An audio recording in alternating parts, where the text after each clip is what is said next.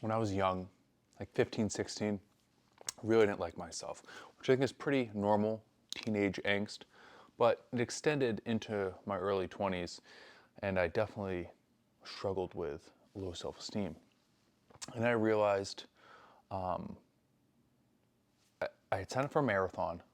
It's kind of on a whim because I wasn't really doing anything else with my life. And I figured training for a marathon would give me things to tell people when adults ask me, "Oh, what are you doing with your life?"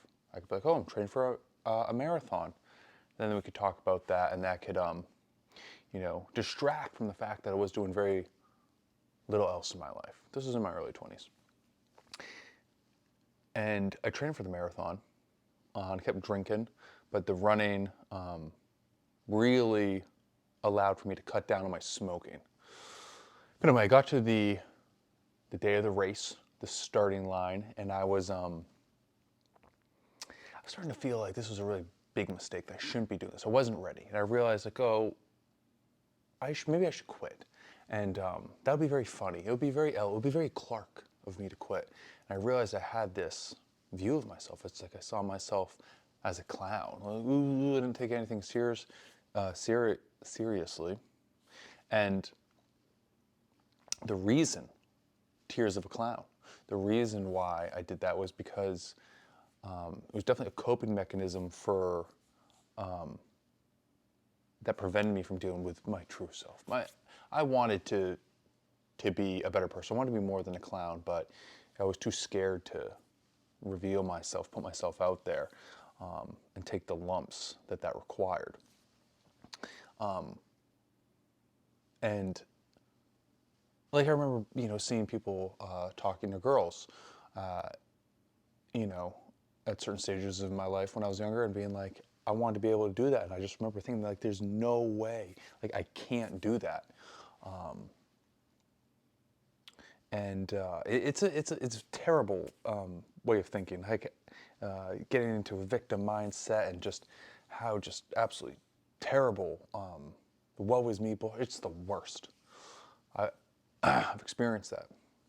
So anyway, in the marathon, I realized I saw myself as a clown, and I was like, "F that! I'm not seeing myself as a clown anymore. I'm running this gosh darn marathon if it kills me."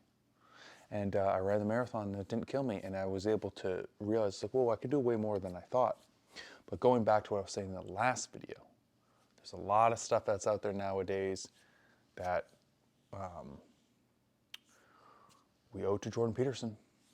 And I found his stuff right at the right time.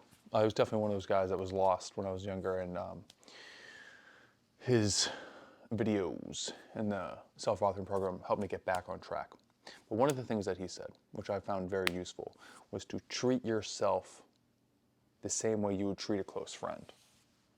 Because we can be so hard on ourselves. I've been so hard on myself. I didn't like myself. I had a very low view of myself, put myself down. And but if I had a friend that was very similar to me, it's like I would be like, bro, I would encourage him naturally, and be able to do that for yourself. First, you have to be able to understand that you're not your thoughts. You have to be able to separate yourself from your thoughts. You need to be able to observe your thoughts, and then start asking yourself, why do I think this way? Do I agree with these thoughts? Are these true? Could I think a better way? Is there a better way to see things? I've talked to people who didn't realize that you can observe your thoughts. You can observe your thoughts, and you should try it.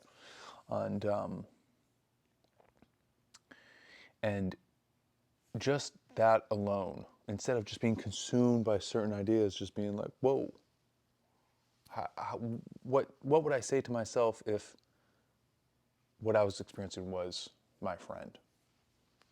Be a friend to yourself. Be your best friend to yourself, bros.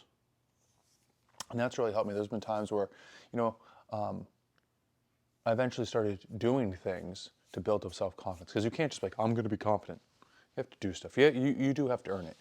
Getting into shape and doing hard things and accomplishing things will help that a lot. And that's what I say to my friends. When I see friends struggling, I encourage them, and I can speak from experience now. So onward and upward, always. Peace and love, konnichiwa, and most importantly, namaste.